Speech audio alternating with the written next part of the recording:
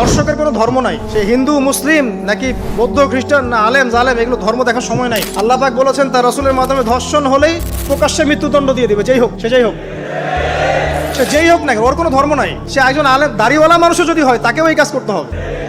তো চোরের কোনো ধর্ম আছে? ডাকাতের কোনো ধর্ম আছে? তো মিডিয়া আবার টেকনিক্যালি দেখবেন ওইটাকে হাইলাইট করবে বেশি, বিকজ এখানে একটা সুযোগ আছে ইসলামকে ডমিনেট করার জন্য। তবে এখানে একটা বিষয় ক্লিয়ার করতে হবে যে পাপ পাপী যেই করুক তাকে শাস্তির আওতায় আনতে হবে। আল্লাহ পাক তৌফিক এনায়েত করুন বোঝার। এখন এমন একটা সময় চলছে বাচ্চারাও এগুলো থেকে নিরাপদ না। 5 বছরের মেয়ে, 7 বছরের মেয়ে, কয়দিন আগে দেখলাম যে 2 বছরের মেয়ে, নাউজুবিল্লাহ, তার সাথেও নাকি এরকম ঘটনা ঘটেছে, এবং উত্তরবঙ্গেরই ঘটনা এগুলো। আর এগুলো শহরের চেয়ে এখন গ্রামে বেশি হচ্ছে।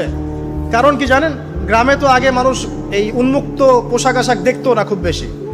এখন যখন পর্ন চলে আসছে হাতে, বাসায় সব এগুলো দেখছে, তখন গ্রামে দেখবেন ধর্ষণ বাড়ছে না? এটা নিয়ে আমি আলাদা লেকচার দিয়েছি যে কতগুলো ধর্ষণ হয়েছে এই পর্যন্ত। এই বছরই লাস্ট এই বছরই দেখবেন রিপোর্টেড 1337টা রেপের ঘটনা ঘটেছে এই বাংলাদেশেই। এটি অ্যালার্মিং বিষয়। আর আমেরিকাতে প্রতি 6 জনে একজন রেপ হয়, আর রেপের রাজধানী হচ্ছে সাউথ আফ্রিকা, ওখানে প্রতি 3 জনে একজন রেপ হয়। তো এগুলো কিভাবে হচ্ছে? Only because of pornography. এটা যদি এখনো বন্ধ করতে না পারা যায়, আগামী ভবিষ্যৎ খুব খারাপ হবে। যেখানে সেখানে মানুষ জেনা করবে, যাকে তাকে রেপ করবে, দেখে নিয়ে। বিকজ এটা ভিতর থেকে মানুষকে পশু বানিয়ে দিচ্ছে। আমরা জানি এর পিছনে একটা বড় ইন্ডাস্ট্রি কাজ করে, যারা সারা বিশ্বে প্রায় $98 বিলিয়ন ব্যবসা করে পর্ন দিয়ে। শুধু আমেরিকায় ব্যবসা করে $12 বিলিয়ন, সারা বিশ্বে $12 বিলিয়ন বোঝেন?